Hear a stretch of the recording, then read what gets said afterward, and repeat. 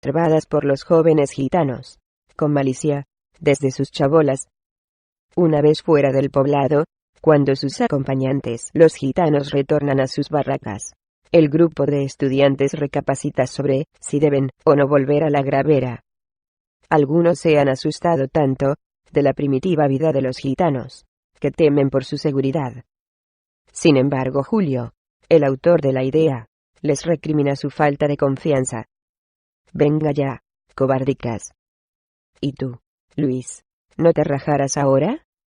Acuérdate que hicimos una apuesta. ¿Qué dirán los compañeros de facultad si nos echamos atrás? Pero ¿os habéis fijado cómo viven? ¿Y sus hijos? Medio desnudo, descalzo y lleno de suciedad. Seguro que desconocen lo que es una escuela. Sí, y sus padres analfabetos. Y así seguirán, si alguien no les da una oportunidad y les enseña. ¿Y eso te asusta, Luis? ¿Te enaltece?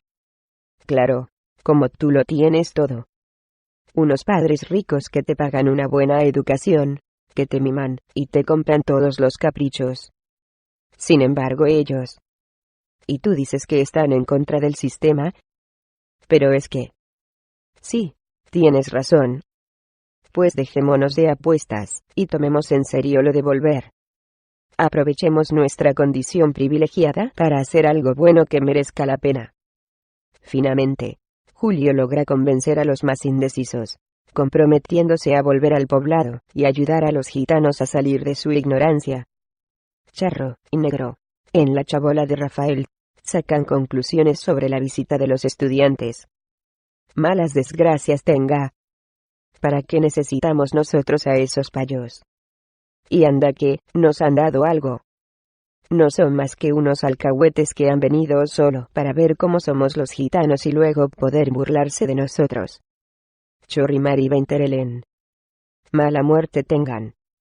Exclama Negro al no recibir dinero alguno de los universitarios. Con perdón de usted, compadre, si vuelven esos payos, los echaré a tomar por culo. ¿Qué se habrán creído que son esos verdugos? Indica Charro, algo molesto ante los aires de superioridad que él cree han venido los estudiantes. No lo sé, compadre. Pero si vienen, no los echaremos. Los recibiremos con agrado, ofreciéndoles nuestra amistad, para que nos enseñen a leer y a escribir. Aprenderemos de ellos las costumbres payas, su forma de pensar y de ver la vida. Y no me preguntéis por qué. Solo sé que tienen razón, que únicamente aprendiendo de los payos podremos salir de aquí. La única forma de dejar esta miseria.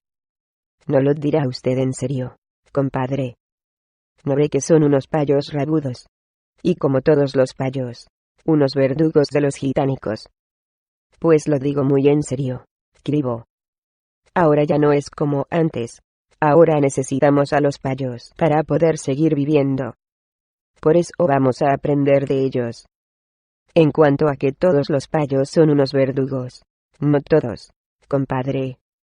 La mayoría puede que sí, pero no todos.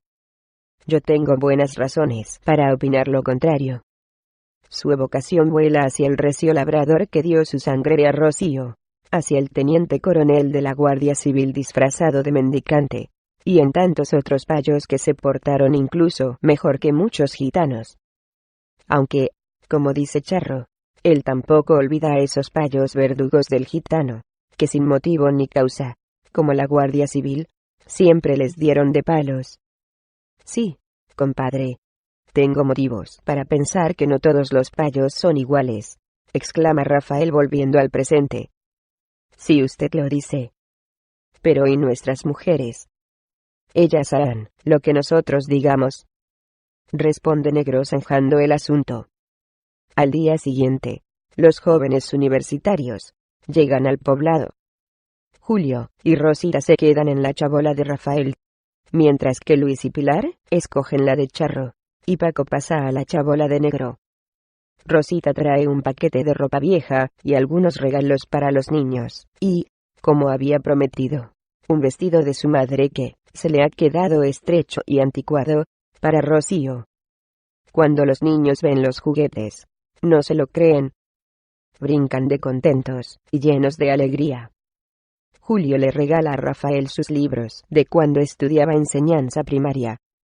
El gitano, entusiasmado con los dibujos que vienen en los libros, con infantil alegría, los va comentando con Julio que, en su primera lección, le enseña cómo funcionan los órganos del cuerpo humano. Mientras tanto Rosita pide a Rocío un cubo de agua para lavar a los niños. Pero ellos se resisten a ser lavados por una paya que ni siquiera conocen. Finalmente, ante la insistencia de Rosita, Rosito y Antonito se dejan asear. Sin embargo, Rafaelillo le dice que se lave ella el coño, y sale corriendo de la chabola. Tampoco a Rocío la sabe bueno que una paya rabuda tenga que lavar a sus hijos. Pero advertida por Rafael de que debía ser amable con los payos, se calla. Empero, no puede evitar pensar: ¿pero qué se habrá creído esta paya? Nos trata de marranas a todas las gitanas. Como si nosotras no laváramos a nuestros hijos. Malas desgracias tenga, qué descarada es. Cuando se marchen los payos, hablaré con Rafael, para que no pisen más mi casa. Y que se lave ella el fandango, como yo me lavo el mío. Mientras tanto, Rafael, como un niño pequeño, empieza aprendiendo sus primeras letras. Y Julio, animado ante la facilidad de asimilación del gitano, continúa explicándole la siguiente lección para mañana. Es muy tarde cuando Luis, Pilar y Paco pasan a la chabola de Rafael. Entran para avisar a sus compañeros que va siendo hora de marchar. Pero Rafael les pide se queden un poco más, el tiempo de beber un poco de café. Y ellos, que ya saben lo importante del café gitano, aceptan quedándose a tomar una taza de café, para no desairar a la familia gitana. Después de tomar el café, y de haber charlado, largo y tendido, sobre política y derechos humanos, los universitarios se despiden de la familia de Rafael, pero no antes de pedirle sea su guía para salir del poblado hasta que cojan un poco de confianza en los gitanos de la Gravera. Muy atento él con los estudiantes, y a pesar del disgusto que observa en el rostro de Rocío, acepta acompañarlos hasta la salida del poblado. Una vez fuera, y Rafael vuelve a su chabola, Julio preguntará a sus compañeros: ¿qué tal en vuestro primer día de profesores? ¿Algún problema con los gitanos? Oye, muy bien. Ningún problema. Es gente de lo más de simpático y graciosa. Y no creas, no son tan salvajes como se decía en la facultad. Responde Luis entusiasmado. A mí, lo que más me ha impresionado, añade Paco, es el sentido tan alto que tiene sobre la hospitalidad. Inteligentes, y con muchas ganas de aprenderlo todo. Y los niños son un encanto, exclaman Rosita y Pilar. ¿Y a ti, Julio? ¿Cómo te ha ido? Fenomenal. Como bien decís, Rafael es un gitano inteligente que asimila, con gran facilidad todo aquello que le explicó, y como dice Luis, no es tan fiero el león como lo pintan. Esa noche, por causa de los estudiantes, Rafael discute con su mujer, ya que Rocío no consiente que unos payos que siempre la fueron causa del mal gitano se entrometan ahora en su vida, en sus deberes de madre para con sus hijos, y así se lo manifiesta a su marido. No, Rafael, no consiento que esos payos vengan a mi chabola y se rían de nuestra desgracia de vivir peor que los bichos. No vienen más que a alcahuetear, para ver cómo es nuestra forma de vida. ¿Qué se habrán creído esas payas descarrilas? ¿Es que quieren enseñarme cómo debo llevar mi casa y mi familia? ¿O es que por ser payos, ya tienen derecho sobre los gitanos? Tampoco es eso, mujer. Lo que pasa, que los payicos vienen con toda buena voluntad, y cuando han tenido los payos buenos deseos con los gitánicos, Rafael. Bueno, sin ir más lejos, acuérdate de aquel payico que te dio su sangre. ¿Tenía o no buena voluntad? Tienes razón, Rafael, responde la gitana, agachando la cabeza avergonzada. Pero eso no les da derecho a ningún payo, a tratar a los gitánicos peor que a los perros. Aquí quisiera yo ver a las payas, viviendo envueltas entre basuras y ratas, en chabolas de hojalata sin luz ni agua, y, con perdón de tu cara, sin retrete, a ver cómo se las apañaban ellas. Vamos, mujer, que tampoco es para que te pongas así, total por lavar a los niños. Además, a mí me divierte. Me divierte que se crean más listos que los gitanos. Así les demostramos que los ignorantes son ellos. A ti, lo que te divierte es la payica, ¿verdad? ¿Te crees que no me he dado cuenta de cómo te miraba? Pues, si tanto te gusta, vete con ella, y déjame en paz, exclama Rocío con ceño, al tiempo que hace un gracioso mohín de cierto enfado. Va, mujer, no te pongas así. Al fin y al cabo, no son más que unos payos que no entienden nuestras costumbres. Venga, Rocío, no te enfades con ellos. Tú sabes muy bien que para mí no existe más mujer que tú, que ninguna paya se te puede comparar en bonita, ni tiene tu dulce azúcar morena. Le susurra Rafael en tono meloso, y estrechándola contra su pecho. Quita, pampinero, exclama ella al notar sus caricias, que disipándosele enseguida el enfado, acaban por hacer las paces en la cama. Al día siguiente, tal y como había planeado Julio, llega con varios compañeros de la universidad. Estudiantes de medicina, arquitectura, derecho, ingeniería y magisterio. La mayoría vienen con rastrillos, palas, picos, asadas y carretillas. Julio, encabezando al grupo, se dirige a la chabola de Rafael, presentándole a todos sus amigos, así como a Charro y a Negro que, como los demás gitanos, quedan asombrados de ver a tantos payos. Chicas portando bolsas de comida, como dispuestas a pasar todo el día en la gravera con sus compañeros. Sin embargo, al sentir tan cerca a los gitanos, pronto se las ve arrepentidas. Las terroríficas historias que de ellos les contaron sus familiares pesan mucho a la hora del contacto con los gitanos. Los más viejos no comprenden cómo unas jovencitas tan bien vestidas se dignen a venir a un poblado tan mísero. Sin embargo, para los jóvenes gitanos, es todo un acontecimiento, no cejan de observar lo distintas que son de la mujer gitana. Por un lado, les gusta la diferencia, y, por otro, los ven ridículas en sus gestos y fingidos modales. Y por si fuese poco, además, fuman y se expresan con los mismos derechos que tienen los hombres. Rafael, saliendo de su asombro, pregunta a Julio qué pretende hacer con tantos jóvenes cargados de herramientas. Julio le expone su plan. El de adecentar un poco la gravera, limpiándola de basuras y de focos infecciosos. ¿Y dónde las echamos? Por eso no os preocupéis, cavaremos zanjas, y las enterraremos. Responde uno del grupo que estudia arquitectura. No es mala idea, no. Expresan los tres gitanos, uniéndose pronto al grupo de limpieza. Una vez aclarado todo, Julio se encarga de organizar la limpieza del poblado. Mientras unos cavan las zanjas para enterrar las basuras, otros se encargan de rastrillar las basuras en un montón. Entre tanto que los de las palas los van cargando en las carretillas, y otro las arriman arrojándolas en los huecos abiertos.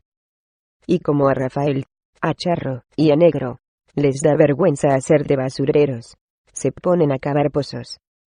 Mientras que los gitanos del poblado se mueren de risas. Les da gracia ver a los payos limpiándoles las basuras. Y las gitanas, con claros ademanes de guasa al ver barrer a los payos, pensando que eso es solo cosa de mujeres, y no de hombres, porque el que lo hace es porque es maribú, marica. Se burlan de ellos. Sin embargo, los estudiantes ni se enteran. Prosiguen su faena, aprovechando las oquedades naturales para enterrar la inmundicia. Los gitanos no comprenden nada. No entienden cómo jóvenes de tan buen parecer se dignan en venir a un miserable poblado a limpiar las basuras de los gitanos. Y es que ellos son gente liberal, que creen haber superado todo prejuicio de una intolerante y rígida sociedad materialista que ahoga todo pensamiento contrario al régimen implantado. Para los jóvenes estudiantes, hacer cualquier cosa, fuera de lo común, es una revolución en favor de la libertad, que tímidamente emerge del férreo régimen donde todo asomo de libertad es pasado por el sedazo, analizada según la enquistada idea de una sociedad moralista hipócrita que niega los derechos de los demás.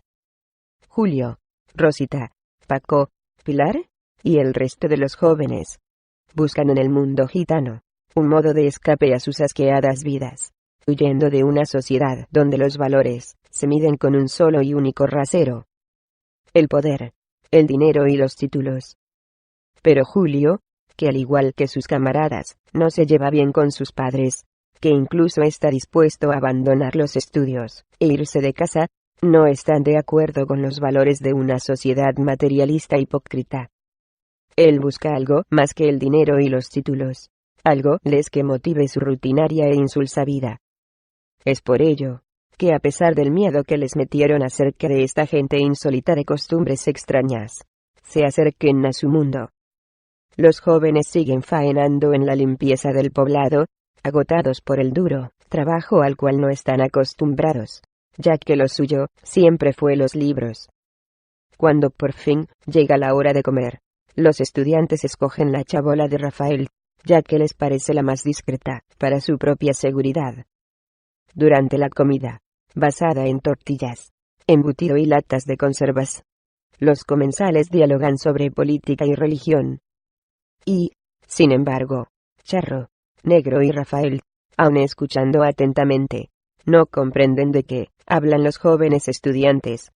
Y esto les hace sentirse marginados ante la conversación.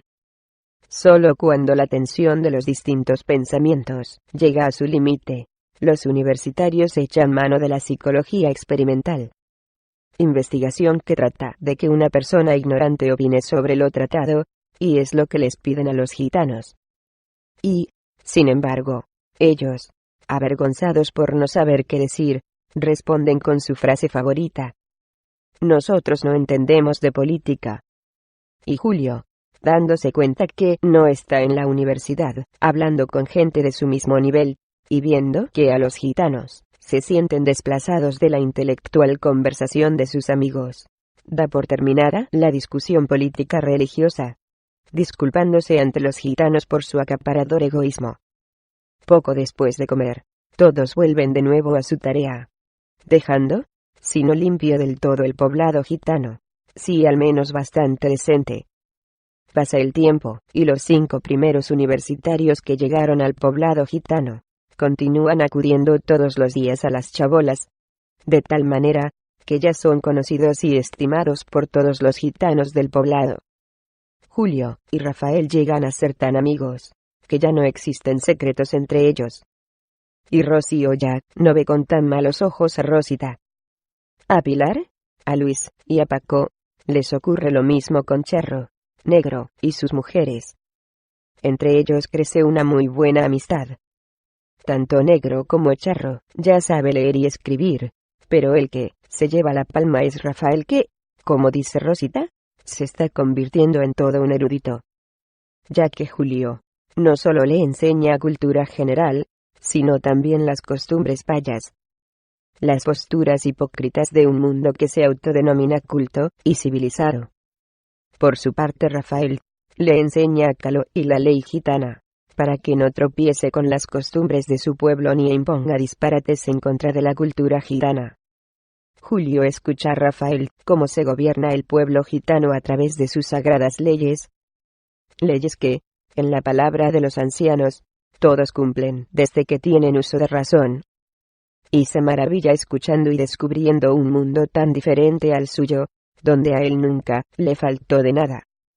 Pero tampoco pudo vivir esas maravillosas aventuras del nomadismo que, con tanto ardor le narra Rafael. Maravillosas, dices. A ti me hubiese gustado verte frente a la Guardia Civil, o perseguido por un somatén de gente enloquecida, a ver cómo habrías reaccionado. A pesar de todo, en algo sí tienes razón. Aquella vida era mucho mejor que esta. Lo digo en serio, Rafael. A mí, no me hubiera importado vivir vuestra vida y situación frente a la Guardia Civil. Pero naturalmente, siendo gitano.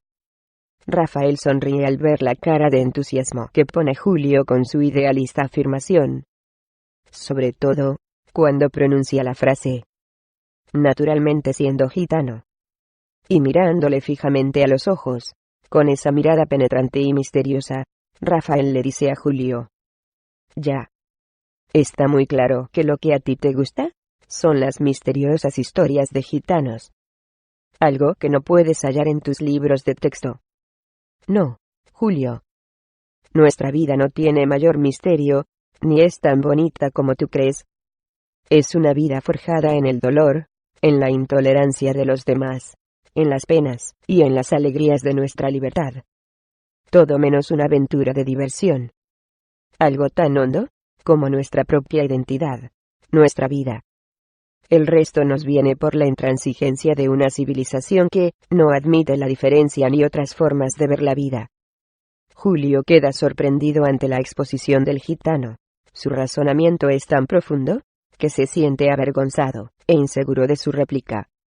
Creo que me confundes, Rafael. Yo no busco aventuras misteriosas ni diversiones en vosotros. Sencillamente admiro vuestra libertad. Envidio vuestra solidaria y fuerte unión, vuestro sentido de la hospitalidad, vuestra cultura milenaria, y vuestro tesón por mantenerla a pesar de la adversidad que sufrís de los demás. Sí, me gustaría ser gitano. Para no pertenecer a esta sociedad egoísta y materialista levantada a sangre y fuego, donde los valores en general, están basados en el dinero, el poder, los títulos universitarios, y la fama.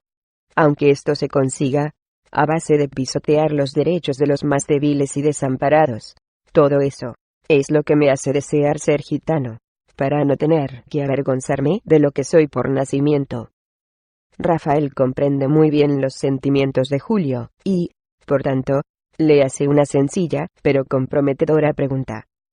Si es verdad que lo que dices, ¿por qué me quieres introducir en tu mundo y en tu cultura? La pregunta del gitano sorprende a Julio, pues no esperaba que alguien como él pudiera escuchar y razonar al mismo tiempo su dictamen, quizá por eso de ser gitano. Y, ahora, ¿cómo podía él aclararle el verdadero sentido de la cultura universal, sin los tópicos ni estereotipos que con tanto prejuicio les son asociados a los diferentes pueblos y culturas? Julio tenía muy claro que no se debía juzgar a nadie por los prejuicios de los demás, y aún así, la historia le había enseñado que todas las razas tienen sus tópicos y sus propios prejuicios, y como tal, también los gitanos los tendrían. Porque no somos todos iguales, Rafael, responde Julio al fin. En la historia de la humanidad, siempre han existido personas ejemplares, de todas las razas y colores. Ya los conocerás a través de sus biografías. Hoy también existen en nuestro mundo. Pues no todos los payos son tan negativos como yo te los he pintado. Como supongo que tampoco todos los gitanos seáis unos angelitos. Pienso que en todos los pueblos existen personas buenas, y no tan buenas. Cierto, exclama Rafael al tiempo que queda pensativo, recordando algunos gitanos y payos que pasaron por su vida nómada. Entre ellos, unos positivos, y otros negativos. Ahora sí dices verdad, Julio. Pues me alegro que me entiendas, Rafael. Por eso no debéis tomar todo lo nuestro como bueno o malo. Es decir, que ni todo es bueno ni todo malo.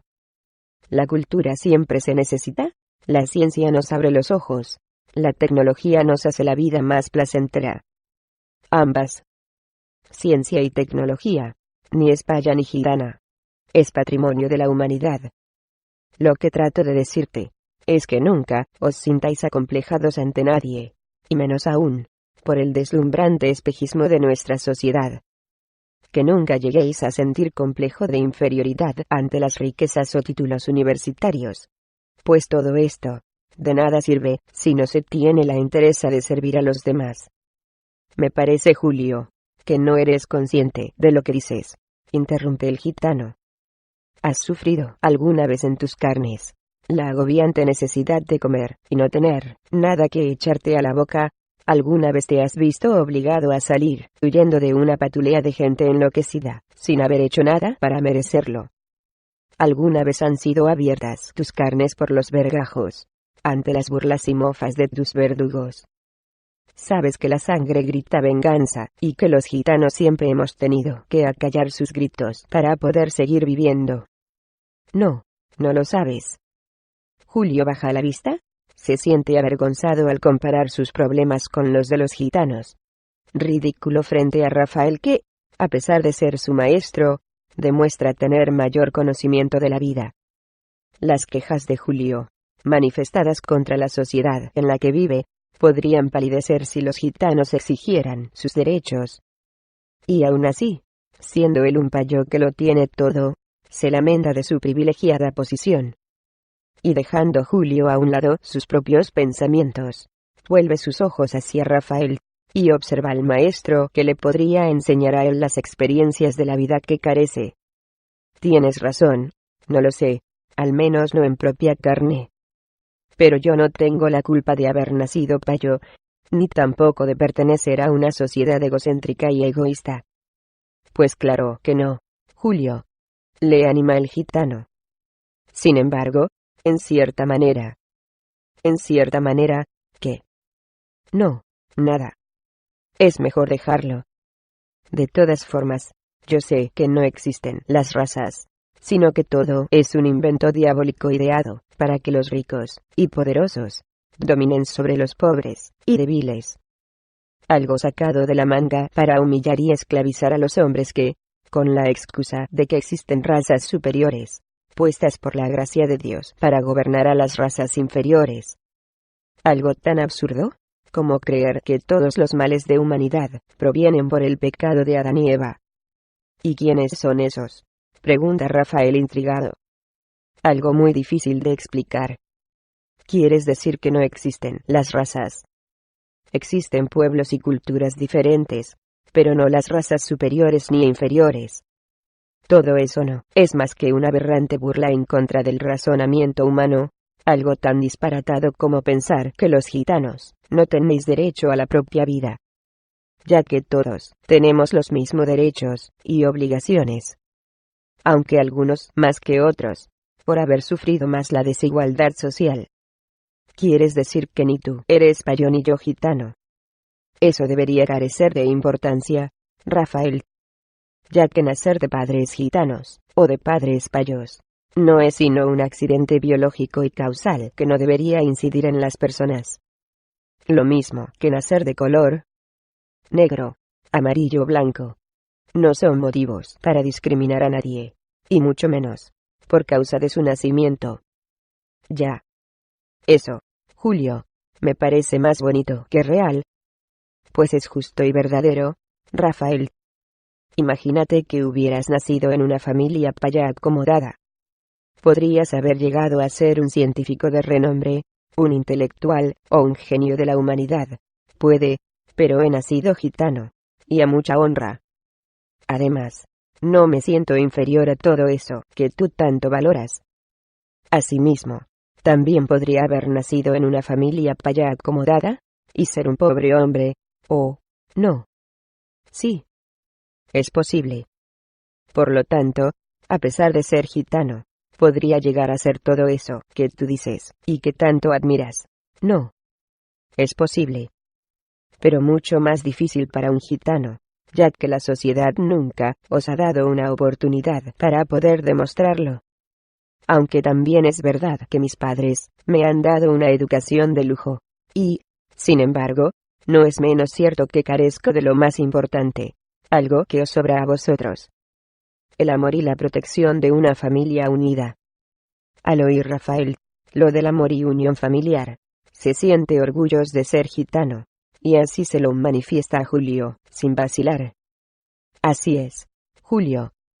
De eso sí que no me puedo quejar, ya que, gracias a Dios, tengo una familia muy unida, así como el resto de los gitanos. En lo bueno y en lo malo. Y ahora comprendo por qué los gitanos han estado siempre tan unidos.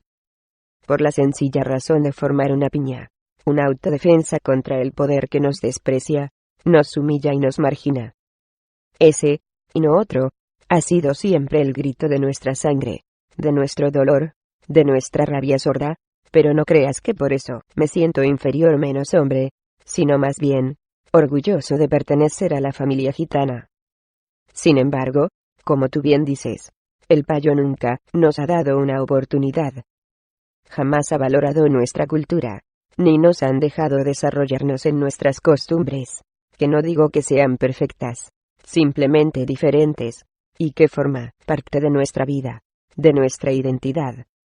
Porque te digo una cosa, Julio. Tú puedes ser tan ignorante de mi cultura como yo de la tuya.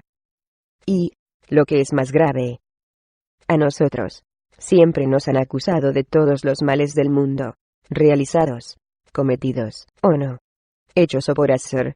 Eso cambiará, Rafael. Algún día cambiará, ya lo verás. Sí, cuando muramos. Fe es lo que os hace falta. Fe. ¿En qué? En vosotros mismos. Todavía más. ¿Crees que de no haberla tenido hubiéramos podido sobrevivir, hasta nuestros días, siendo aún gitanos?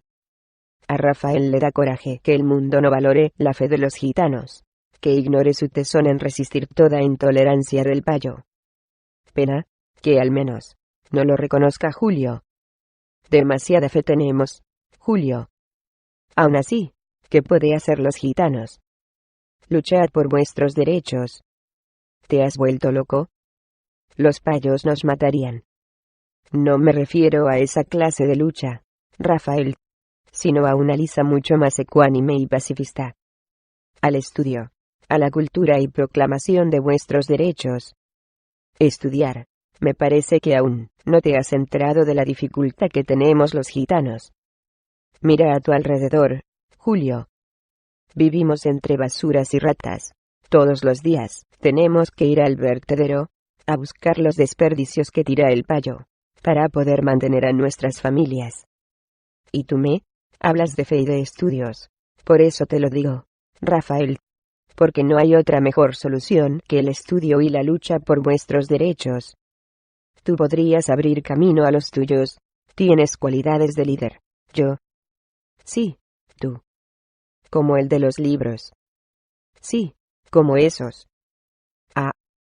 Y ahora, Rafael, sigamos con la lección. Cada vez son más frecuentes las charlas entre Julio y Rafael. A veces dejan los libros para mejor debatir, en vivo, los acuciantes problemas que sufre la humanidad. Julio, llevado por su carácter inconformista, enseña a Rafael las causas por las que se crean la desigualdad entre los hombres. La existencia de otros pueblos que, con similar problemática al de los gitanos, como sus líderes, luchan por una vida más justa para su gente. Y, así, siempre acaban, maestro y alumno, hablando de temas tan variados, como es la política, los derechos humanos y la religión. Mientras tanto, los días y los meses se suceden, y, sin embargo, no mejora la vida en el poblado gitano. A pesar de todo, Rafael continúa estudiando bajo la dirección de Julio, asimilando con pasmosa facilidad las lecciones que en los libros le propone el universitario. Pronto, fascinado por el nuevo mundo que le descubre, Rafael se aficiona por las lecturas biográficas de personajes revolucionarios célebres, lecturas que absorbe con voracidad y deleite, así como todo libro que cae en sus manos. Libros de autores como Carlos Marx, Engels, Bakunin, el Che Guevara. Las obras clásicas de Sócrates, Aristóteles y Platón, entre otros. Pero al que mejor entiende es a Jesús de Nazaret. Para él, el hombre que lo dio todo en favor de los pobres y marginado. El más extraordinario entre los revolucionarios de todos los tiempos. Y, sin embargo, cubierto por las religiones con el manto divino, ahogando su verdadera lucha en pro de los oprimidos. Charro y Negro también se interesan por ese nuevo mundo que descubren en los libros, aprendiéndolo todo de los estudiantes que diariamente llegan a sus chabolas. En ocasiones se reúnen todos en la chabola de Rafael, y mientras Rocío les prepara el delicioso café de puchero, ellos intercambian pareceres, dialogando sobre lo que han aprendido. Charro y Negro hace tiempo que vienen observando el cambio que ha dado Rafael. Pues al igual que en el Chalaño, en los estudios, sigue siendo el mejor. A veces es el quien les ayuda a resolver sus tareas de matemáticas, deberes que los universitarios les dejan para el siguiente día. Un día decide Rafael poner un botiquín de primeros auxilios en su chabola, para que las gitanas puedan traer a curar a sus hijos de las heridas que se hacen jugando entre las basuras del poblado. Algo tan simple, y sin embargo tan importante para él, pues ahora se siente más útil, ayudando a los suyos. Julio se encarga de traerle los medicamentos, sobre todo yodo y gasas para desinfectar las heridas. Medicinas que Rafael guarda dentro de una nevera de hierro, encontrada en el vertedero. Ahora comprende, a través de las lecturas y las conversaciones con Julio, el sufrimiento humano y su lucha por la libertad. Esto hace que esté de acuerdo con la teoría de Carlos Marx, sobre que la religión es el opio del pueblo, evitándole la sublevación por sus derechos machados durante tantos siglos por la Iglesia. Cuando piensa en la teoría científica de Darwin, no puede evitar la sonrisa ante la idea infantil de un Adán y Eva. Sin embargo, pronto se le hiela al pensar en las limitaciones de su pueblo. Tantas cosas como existen y desconocen. Tan limitado que ni siquiera podemos imaginar que existan otras tierras más allá de nuestras pisadas. Exclama Rafael con impotencia, pena y rabia, apretando los puños hasta sangrar al clavarse las uñas en las palmas de las manos. Y, pensando en la vida de los suyos, acaba clamando la ayuda de Dios. Pero pronto se da cuenta de su inútil ruego, sintiendo vergüenza y rabia de su debilidad. Tiempo hace que los estudiantes dejan de venir por el poblado gitano. Pues, una vez terminados sus estudios, ahora deben pensar en sus carreras en escalar puestos importantes dentro de la sociedad burguesa. Algunos de ellos ya lo han conseguido, perdiendo todo interés por los gitanos.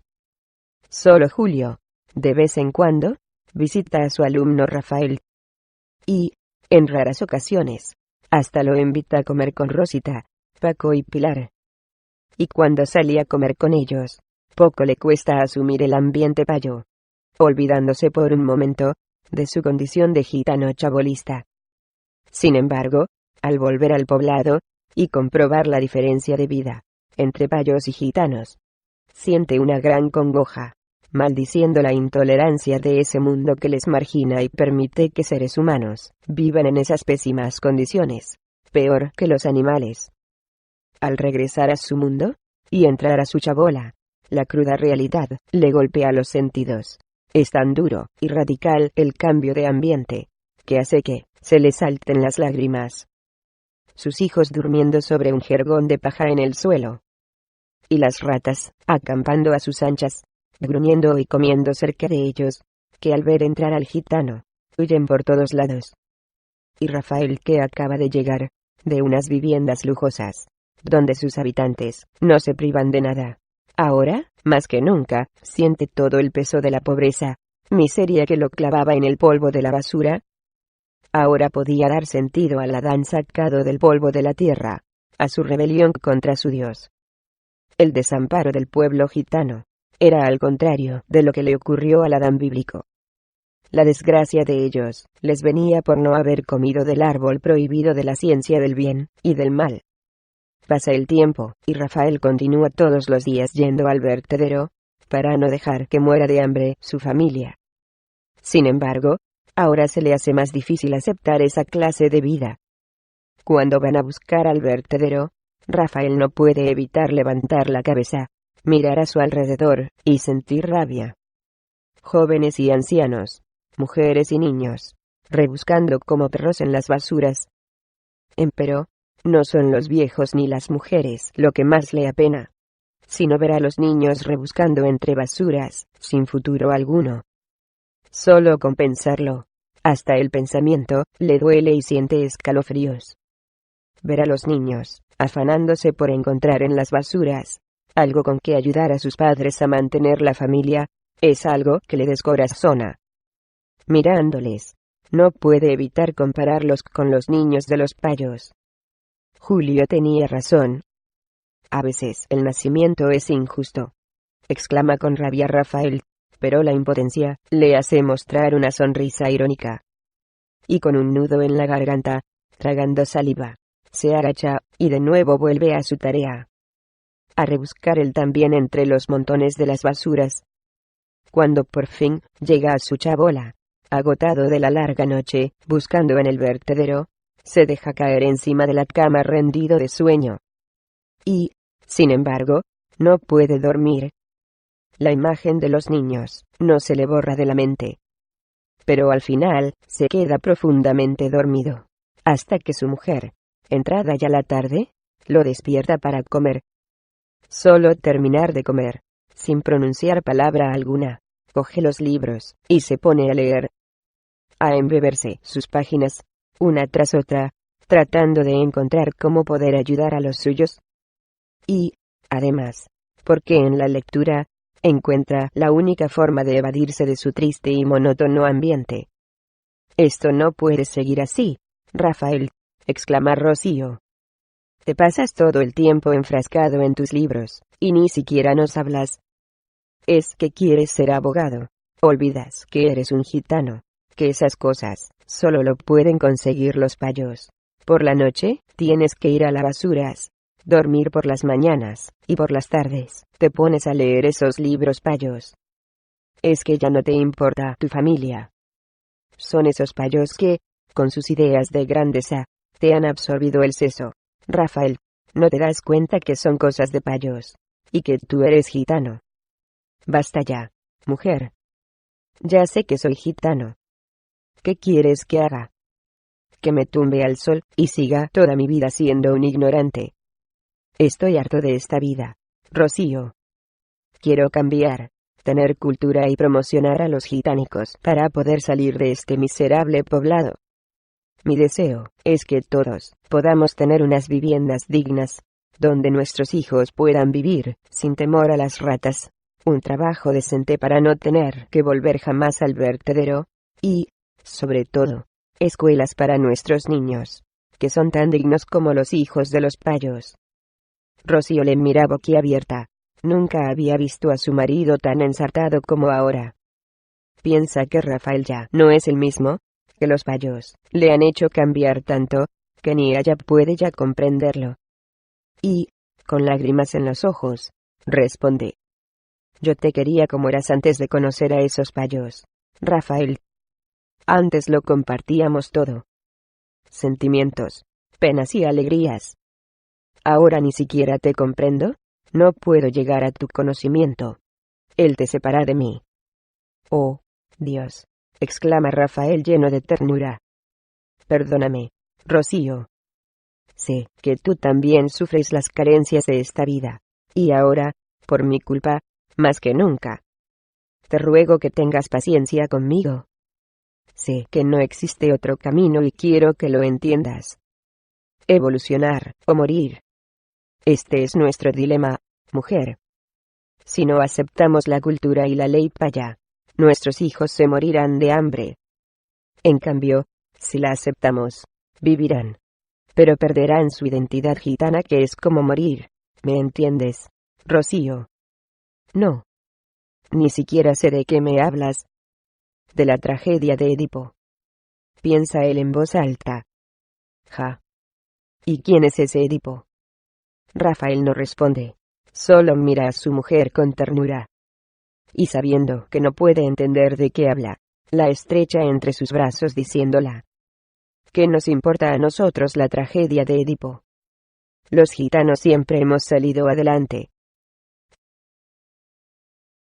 Capítulo 5. Cerca del poblado gitano, arriba en la loma, se halla el barrio de la Luz. Barrio obrero, donde sus habitantes, en sus horas libres de trabajo, con gran esfuerzo y privaciones, lograron levantar sus propias viviendas. Pequeñas parcelas hechas de adobes, que ellos mismos fabricaron con la tierra del monte. En él viven gente de todos los credos e ideologías.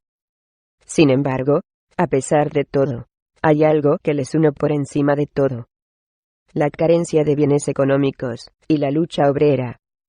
Gente sencilla y tolerante que, al igual que los gitanos, pero con un nivel más alto, luchan por sacar adelante a sus familias, combatiendo en todo momento las injusticias de los patronos.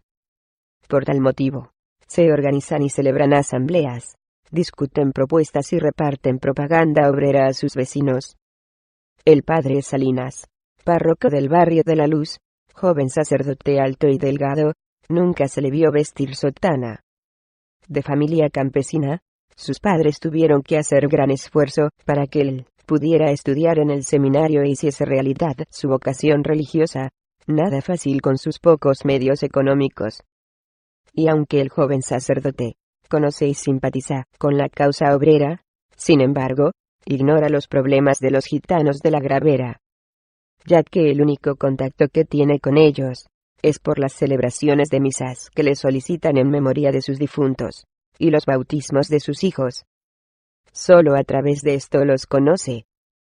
Sabe de su fervor espiritual, de su fuerte creencia en el más allá, en una vida después de la muerte, donde sus fallecidos familiares les ayudan, les premian o castigan, según sean sus obras y fidelidad para con la ley gitana. Y aunque sin saberlo, practican un sincretismo religioso, pero el clérigo hace la vista gorda, pues le cae simpáticos los gitanos. Llegado el momento, Rafael decide subir para hablar con el padre Salinas del bautismo de su cuarto hijo. Y mientras sube a la parroquia, observa que las calles se hallan sin asfaltar, y sus viviendas, casi todas de planta baja, carecen de alcantarillado. Al llegar a la pequeña plazoleta, con pavimento también de tierra, se topa con la parroquia. Una iglesia similar a las que hay en las aldeas mexicanas del siglo XVIII, y que Rafael conoce por las fotografías de los libros de texto. Levantada toda de adobe y lucida de mortero.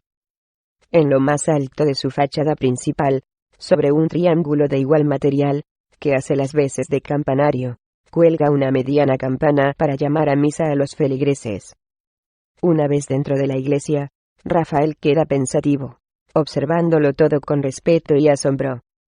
Sus altas paredes, lucidas de yeso por dentro, se ven rayadas en surcos verticales del mismo yeso. Su amplio sobretecho, tejido todo de caña rajada, forma un precioso y único cañizo barnizado. Sin embargo, su mirada queda clavada en la pared principal que mira hacia la puerta de entrada. Sus lados se encuentran encostrados de piedras vivas de río, y, en medio, un retablo pintado a fuego donde se ve a Cristo crucificado, y a dos figuras arrodilladas al pie de la cruz, vestidos con túnicas, y, al igual que el crucificado, con aureolas de pan de oro sobre sus cabezas. Delante, a la izquierda, el púlpito de madera.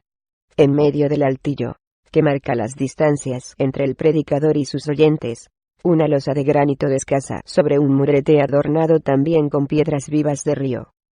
Y a la derecha, adosado a los muros de la iglesia, los aposentos del párroco, que desde la muerte de sus padres, tiene a su hermana viviendo con él.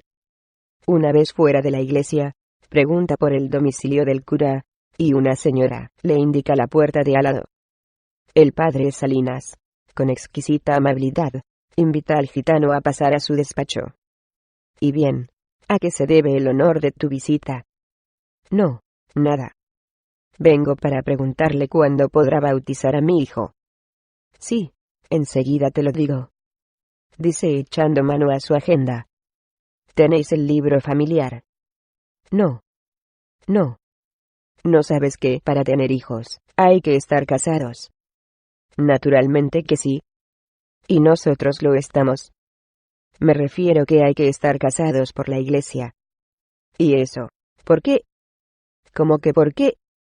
«Pues para estar en la gracia de Dios. Para que vuestro matrimonio sea bendecido y reconocido por Cristo el Señor.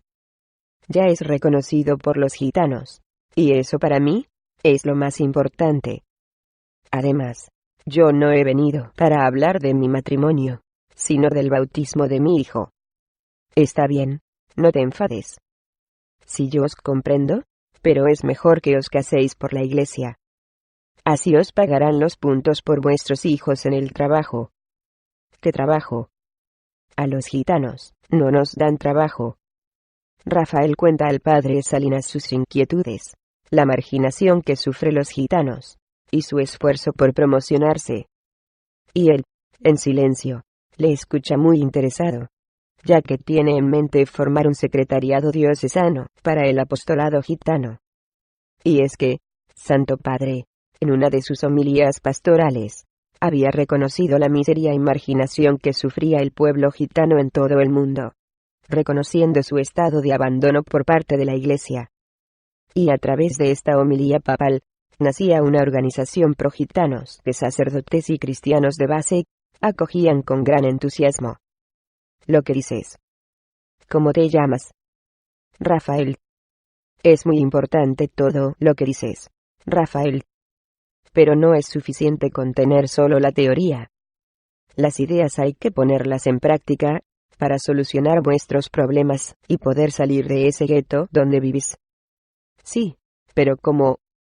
Formando una organización gitana, así como la tienen los vecinos de este barrio, y luchar para mejorar vuestra situación. La Iglesia Católica, en todas provincias, está creando secretariados diocesanos para el apostolado gitano. Y estos secretariados están formados por gitanos que, al igual que tú, sienten inquietudes sociales, y que creen que la única solución está en la lucha por la igualdad de los derechos humanos. Y dice usted, que hay gitanos promocionados que luchan por el bien de su pueblo. Así es. Y los hay que están muy promocionados. ¿Y por qué no formamos nosotros aquí un secretariado de esos? Eso digo yo. ¿Por qué no? ¿Tú crees que los demás gitanos del poblado estarían dispuestos? Creo que sí. Además, ¿para qué estoy yo? Pues adelante. Háblales tú. Y si están de acuerdo, venid a mi despacho que ya hablaremos.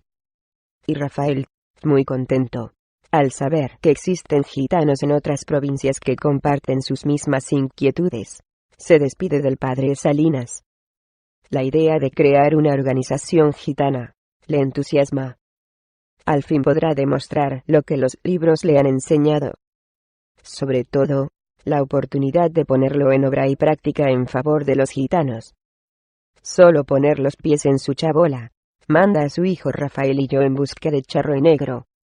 Pues se muere de ganas por contarles la noticia. Venga ya, compadre. Eso son cosas de payos, exclama con guasa Charro. Cuando usted se los diga a los gitanos, se mueren de risas. Gitanos políticos. ¿Cuándo se ha visto eso? No se ría, porque lo digo muy en serio.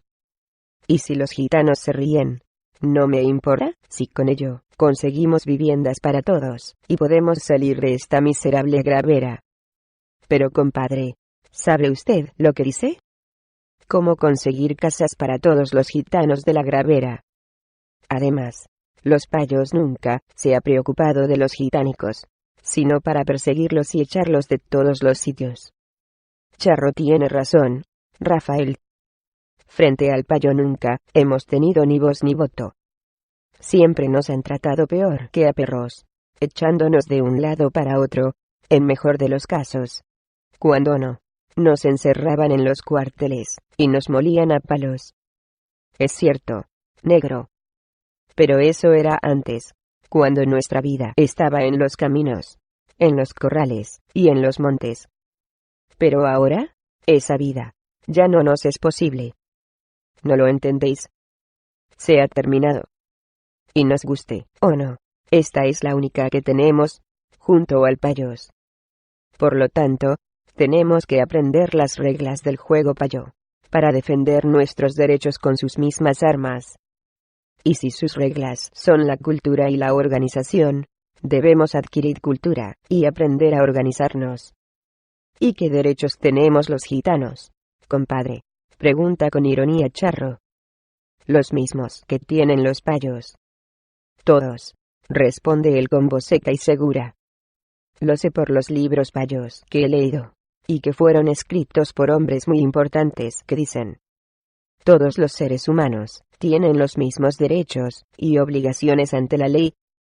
Derecho a tener un trabajo digno, una vivienda que reúna las condiciones necesarias para la vida en familia, derecho a la educación de sus hijos, y, sobre todo, al derecho que tienen todos los pueblos a desarrollarse dentro de su propia cultura, ritos y costumbres y tradiciones ancestrales. ¿Y qué libros son esos, compadre? Libros que hablan de grandes hombres, revolucionarios y filósofos de todos los tiempos.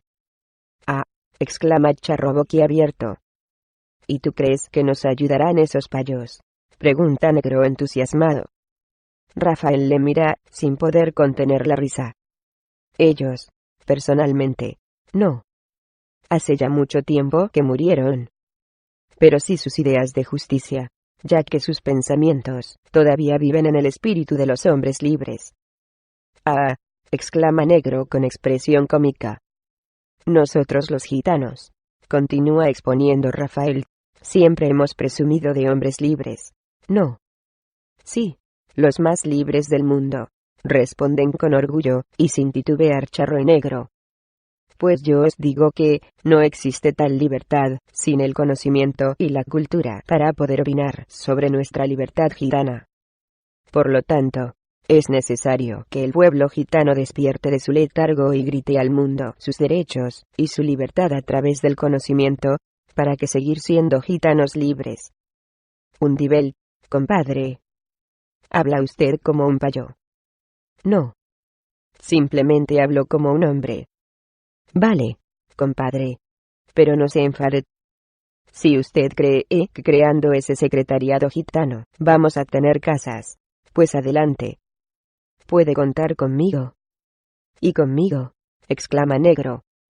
Pues, si estáis de acuerdo, vamos a ver qué dicen los gitanos viejos de este negocio.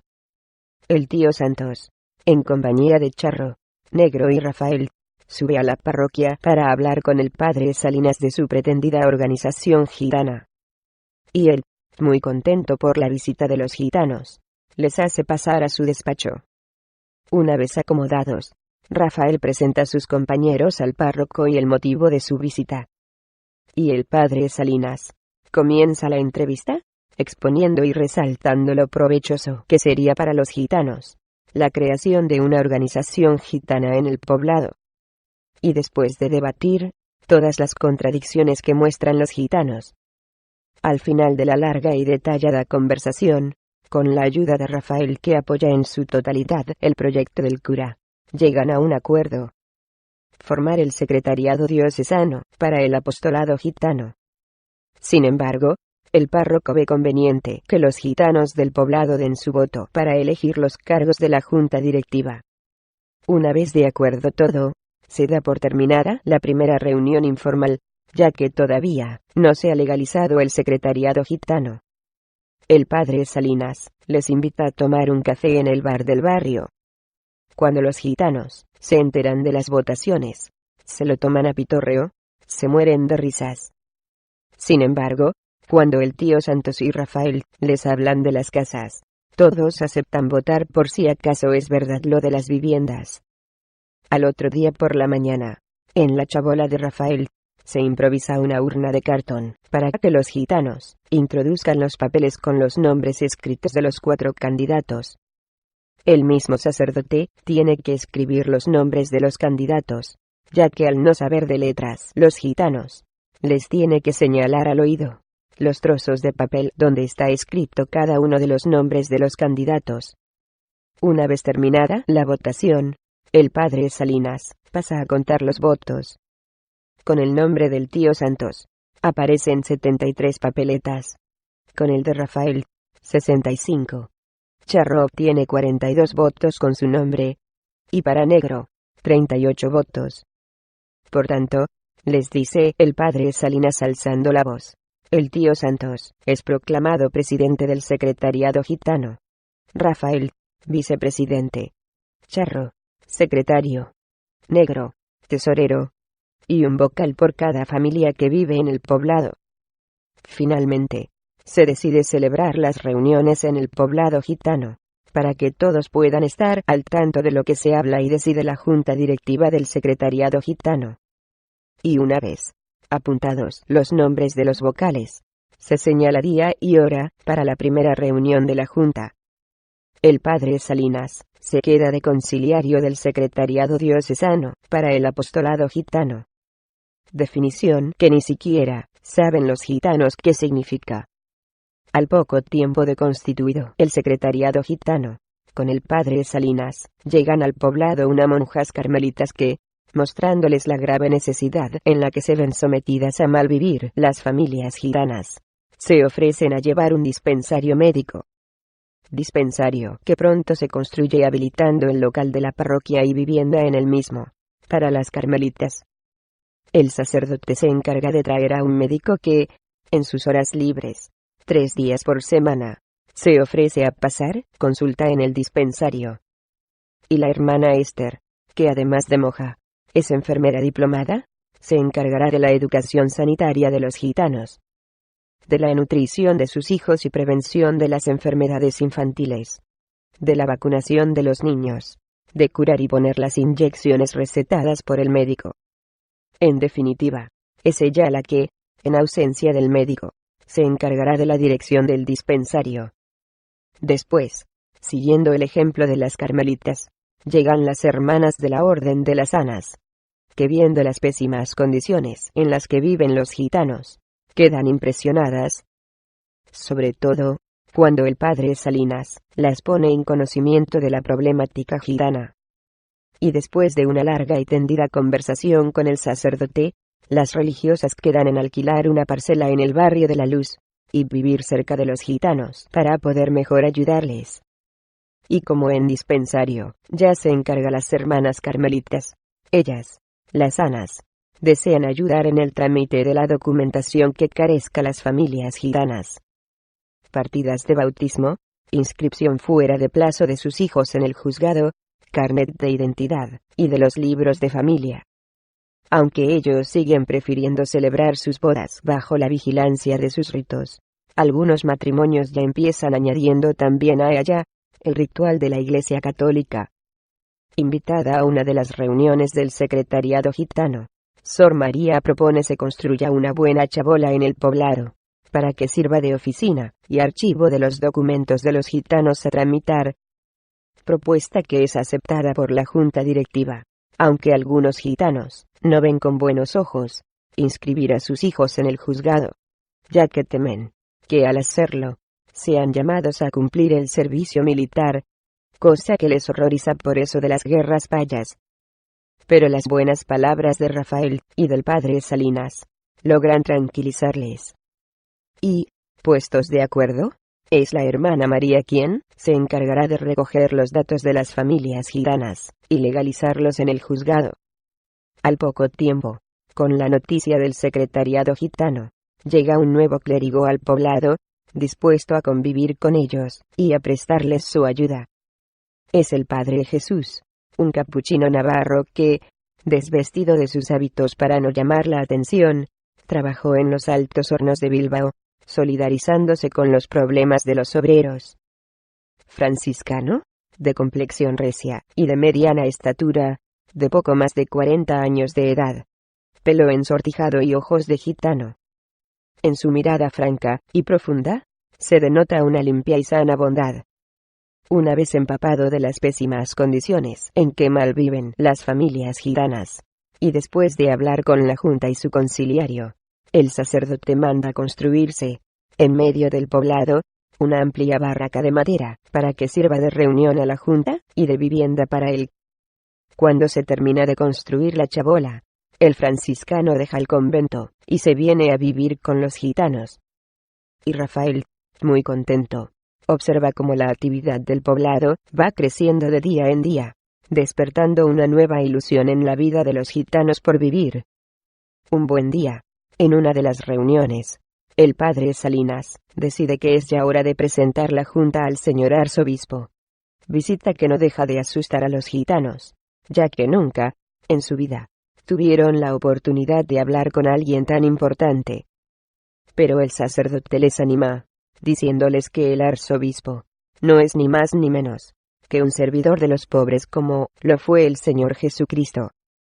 A la mañana siguiente, y tras pedir previa citación, el padre Salinas al frente de la junta gitana espera ser recibido por el señor arzobispo. Y mientras aguarda en la imponente sala del palacio arzobispal, acomplejado el tío Santos ante tanto lujo, no puede evitar exclamar: Maharis Oscar. Hondo basarajais sin el ambuter bárbalos. Virgen que casa. Estos curas son muy ricos. Unga, confirman sus compañeros que, embelesados, no apartan sus ojos del ornamento del palacio arzobispal. Padre Salinas, dígame usted una cosa. Si de verdad la Iglesia nos quiere ayudar, ¿por qué el obispo no vende este palacio y nos hace casas a los gitánicos? La ocurrencia de Negro hace sonreír al padre Salinas. Sobre todo le da gracia la manera de llamar al señor arzobispo. Pero en el mismo instante que el sacerdote iba a darle respuesta, se abre una de las puertas que comunica con la sala de espera, apareciendo en el umbral un anciano y encorvado sacerdote que les invita a pasar. Y el padre Salinas, seguido de los gitanos, entran en una lujosa estancia con ricos butacones de terciopelo rojo. Esperen aquí sentados, que enseguida les recibirá el señor arzobispo. Les dice con voz cáscara, pero amablemente, el encorvado y arrugado sacerdote, al tiempo que les deja solos. Oste besos vestipe. Dios, qué riqueza, exclama conteniendo el aliento. Chipe. Ni el palacio del rey, susurran entre sí los gitanos que, embelesados, no apartan sus ojos de los ricos tapices y cuadros con figuras de santos y de papas que cuelgan por todas las paredes. Y, sin embargo, a Rafael, lo que más le fascina es el rico artesonado del techo y su suelo entarimado de madera encerada. Jamás antes podía imaginar que pudiera existir casa tan lujosa. Mientras esperan, Negro no ceja de brincar sobre los lujosos sillones, manifestando la comodidad de su mullido. Su alegre comportamiento es más la de un niño con un juguete nuevo que la de un hombre adulto. El padre Salinas tiene que llamarle la atención para que se esté quieto y deje de enredar con los asientos. En ese mismo instante, se abre la puerta. En el umbral aparece alguien que llama poderosamente la atención de los gitanos. Charro y Negro, con la mirada clavada en él, no salen de su descarado asombro.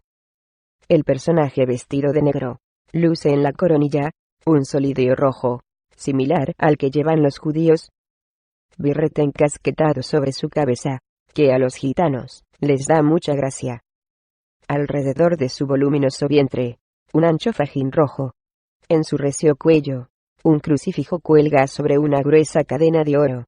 Y en su dedo índice, brilla un raro sello dorado.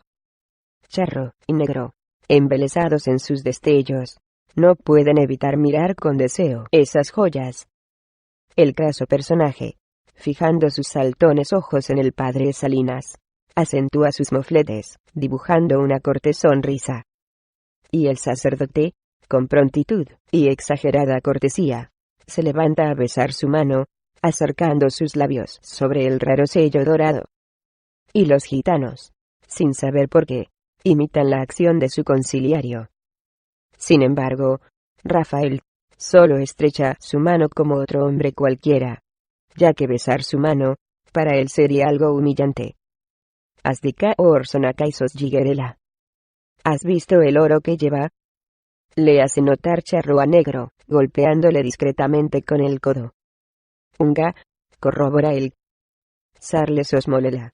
Gigeraríamos o jalar butes chives. Con lo que vale tendríamos para comer muchos días. Una vez ya dentro del despacho, el arzobispo toma asiento e invita a que lo hagan los demás. El tío Santos ocupa el lugar más cercano al del padre Salinas, por si alguna palabra no entiende, preguntarle a él su significado. Y bien, ustedes dirán. Sí. Pero antes, señor arzobispo, permítame presentarle a los miembros de la junta. Expresa con orgullo el padre Salinas. Nuestro presidente, el tío Santos. Rafael, el vicepresidente. Secretario, Rafael, alias Charro. Tesorero, Juan, de sobrenombre, Negro. Y, además, un vocal por cada clan gitano completando la junta. Bien, muy bien. Por fin se organizan ustedes, exclama el arzobispo, aprobando el esfuerzo del padre Salinas hacia los gitanos. Y ahora, tío Santos, dígale al señor arzobispo lo que pretendemos. Yo. Claro, usted es el presidente. No, le anima el padre Salinas. Pues verá usted, señor arzobispo. En la Gravera vivimos muy mal los gitánicos. No tenemos trabajo y nuestros hijos pasan mucha hambre. Nuestras chabolas, hechas de madera y hules, no aguantan más. En invierno nos morimos de frío, y en verano nos asamos de calor. Y por eso, para remediar nuestra miseria, hemos hecho el secretariado. A ver, si podemos tener mejores casicas, y un trabajico para dar de comer a nuestras criaturas. Y de la escuela, dígale al señor arzobispo lo de la escolarización de los niños. Le recuerda el sacerdote. Así. Ya no me acordaba. También hemos pensado en hacer una escuela dentro de la Gravera, para que nuestros hijos puedan aprender a leer y a escribir. Ya tenemos una chabola donde unas monjicas nos arreglan los papeles para poder vivir con los payos. Otras ya se encargan de curar y poner inyecciones a nuestros hijos. Por eso, señor arzobispo, venimos a usted, para que nos ayude a salir de la miseria. El padre Salinas sabe cómo vivimos. Después de su atropellada exposición, el tío Santos se queda serio, satisfecho ante su valentía de hablarle a todo un señor arzobispo. Sí, sí. Sí, yo comprendo sus necesidades. Sé lo mal que se sienten, viviendo en esas condiciones. Sobre todo, esos niños. Pero la iglesia es pobre, y no tiene dinero para construir viviendas. Sin embargo, yo hablaré con el señor alcalde, para ver si él puede ayudarles. Mientras tanto, paciencia, hijos míos. La paciencia es una virtud que hace soportar todos los males con santa resignación. Además, con la ayuda de nuestro Señor Jesucristo, todo se solucionará. Pero es que nos comen las ratas, señor obispo. El padre Salinas sonríe por bajo morro al oír cómo Negro llama al señor arzobispo. Paciencia, exclama Charro. Usted no sabe cómo vivimos en la Gravera, no podemos ya resistir por más tiempo. ¿Cómo vamos a tener paciencia? Sí, es lamentable, muy lamentable. Mañana mismo hablaré con el señor alcalde y bueno, ya veremos lo que se puede hacer al respecto. Pero ustedes deben abandonar su forma de vida e integrarse dentro de la sociedad como todos los demás cristianos. Es la única manera de que sean aceptados como ciudadanos normales. Normales, piensa Rafael, que, durante toda entrevista, no ha abierto boca. Me parece que este Arajay no se toma en serio el problema gitano. Creo que ni siquiera tiene intención de ayudarnos. A diferencia de Rafael, el tío Santos se siente satisfecho de la entrevista con el arzobispo. Al menos, piensa él, me ha escuchado. Cosa que antes era imposible para un gitano. Bien, señor arzobispo, no le vamos a robar más de su precioso tiempo, exclama el padre Salinas muy contento.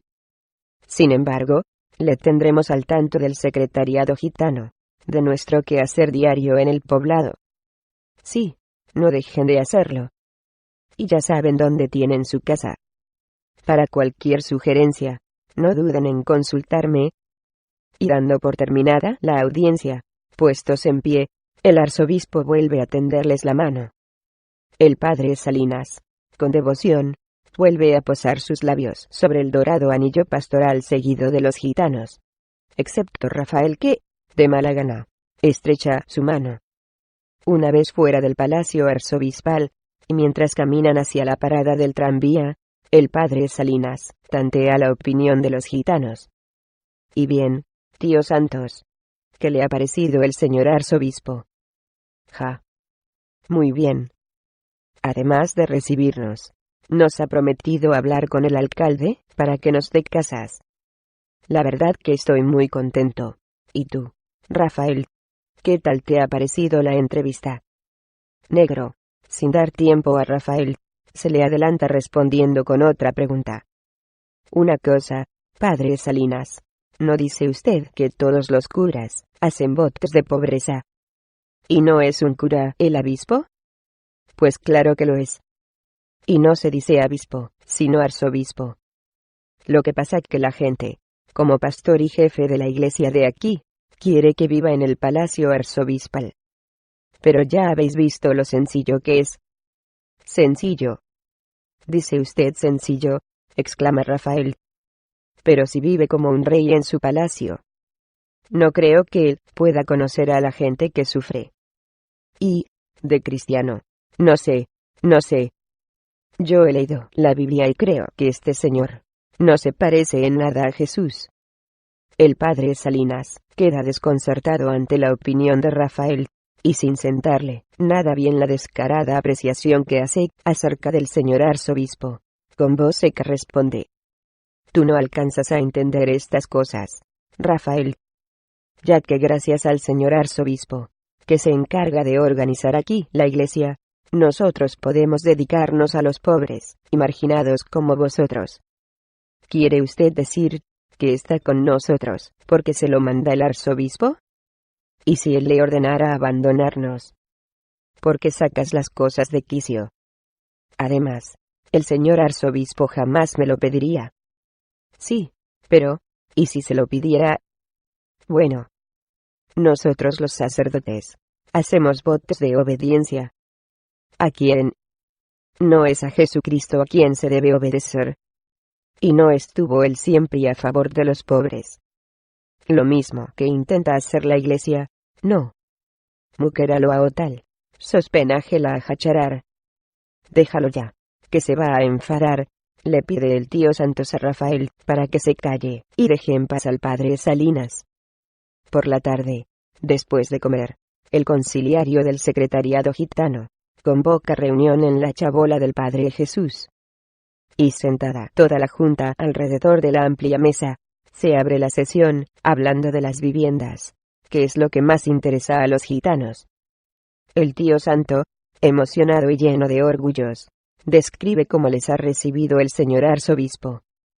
Sobre todo, su promesa de hablar con el alcalde de las viviendas. Y todos atentos, escuchando emocionados sus palabras, creen que muy pronto van a tener donde poder vivir, con un poco más de decoro. Y como si ya las estuvieran viendo, cada cual las pintan como a ellos les gustaría que fueran sus viviendas. Padre Salinas, yo la quiero corralico. Y la mía con 3 cuartos. Y yo con retrete. Yo la quiero con fuente, para que mi mujer no tenga que ir a pedir agua a las payas del barrio. El padre Salinas, entre triste y alegre, escucha las entusiastas peticiones de los gitanos. Y para que no se hagan tan pronto demasiadas ilusiones, les dice: No creáis que las cosas se solucionan tan fácil como pensáis. Para conseguir las viviendas, antes hay que trabajar muy duro. No podemos esperar sentados a que alguien venga y nos las ofrezca. Nuestra lucha debe ser seria, organizada y unida. De momento, pensemos en los niños, en construir la nueva escuela, y, luego, ya veremos. ¿De acuerdo? Ja. Pues, lo que usted diga, padre Salinas, exclaman los gitanos desencantados. Bien, pues mañana empezaremos a construirla entre todos. Y ahora, pasemos a otro punto. El Padre Jesús levanta la mano. Si os parece bien, yo me encargo de traer una excavadora para allanar un poco el suelo de la gravera. Y de paso, limpiaremos también las basuras. Aceptado. Vitorean su propuesta los miembros de la Junta.